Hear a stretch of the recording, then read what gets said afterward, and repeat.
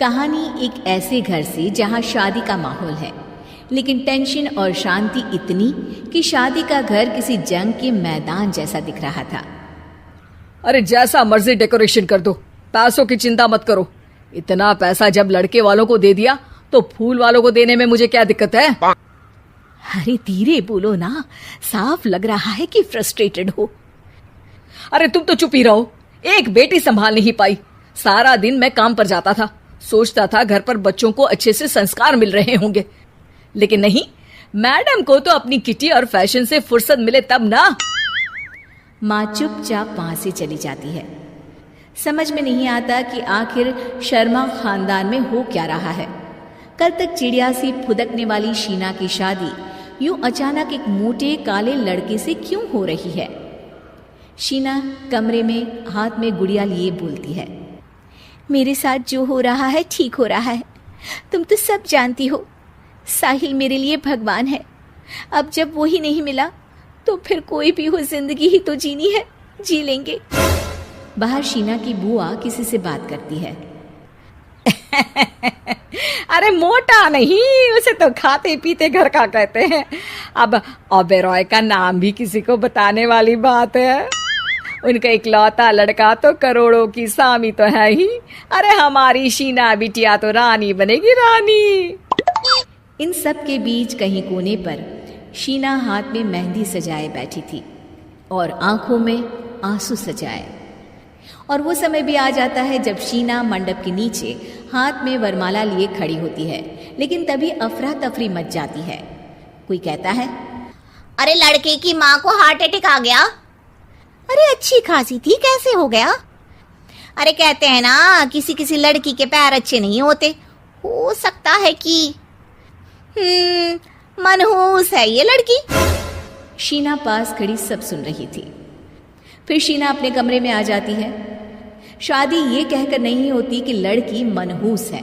अब लगातार शीना के लिए लड़के देखने आते, लेकिन आस पड़ोस या किसी के कहने पर शादी हर बार टूट जाती।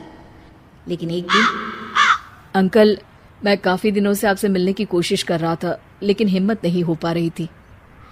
अरे बेटा, हिम्मत तो हमारी टूटी पड़ी है। वैसे कौन हो तुम? मेरा नाम साहिल है अंकल। मैं शीना से प्यार करता हूँ और उसी से शादी करना चाहता हूँ। अरे अब तो किस जात के हो ये भी मायने नहीं रखता।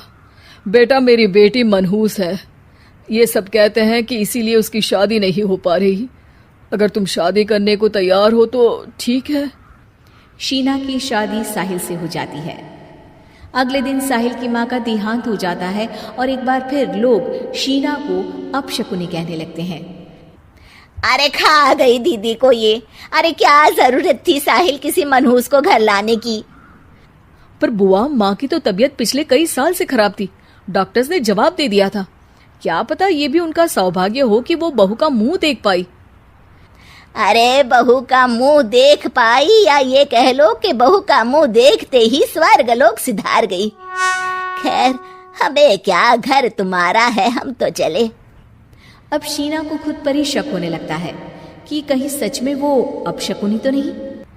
साहिल, हम दोनों की शादी नहीं हुई होती तो अच्छा था। देखो ना, कैसे पहले मेरी शादी टूटती थी और अब तुम्हारी माँ भी। अरे ऐसा कुछ नहीं होता शीना, अपशकुनी वगैरह कुछ नहीं होता। ये सब तो ईश्वर के खेल हैं। वो शादी तुम्हारी इसलिए टूट गई क्योंकि तुमको मेरी पत्नी बनाना था, और माँ का जाना तो तय था। वो काफी बुजुर्ग थी, साथ ही एक ऐसी बीमारी से जूझ रही थी जिसमें डॉक्टर्स भी उन्हें नहीं बचा पाते। शीना साहिल की बात सुनकर तसल्ली कर लेती है और वहां से चली जाती है। अगले दिन, शीना, अरे ओ शीना। क्या हुआ? उफ, कहीं फिर मेरी वजह से कोई नुकसान? अरे नहीं नहीं शीना, तुम जानती हो, जिस प्रॉपर्टी के केस को हम बरसों से लड़ रहे थे उस पर फैसला आ गया, वो भी हमारे हक में। अब हम करोड़पति हो गए शीना। शीना शांत रहती है। अरे क्या हुआ? करोड़ पत्नी बनकर तुमको खुशी नहीं हुई? शीना की आंखों में पानी आ जाता है। चलिए जी, कुछ तो अच्छा हुआ मेरी जिंदगी में आकर आपके साथ। साहिल शीना को गले लगाकर कहता है, मेरी नई नौकरी भी तुम्हारे ही आने से लगी। ये प्रॉपर्टी का केस जीता। सब कुछ तो तुम्हारे आने के बाद ही हुआ, फिर तुम मनहूस कैसे? ये सुनकर शीना खुश हो जाती है।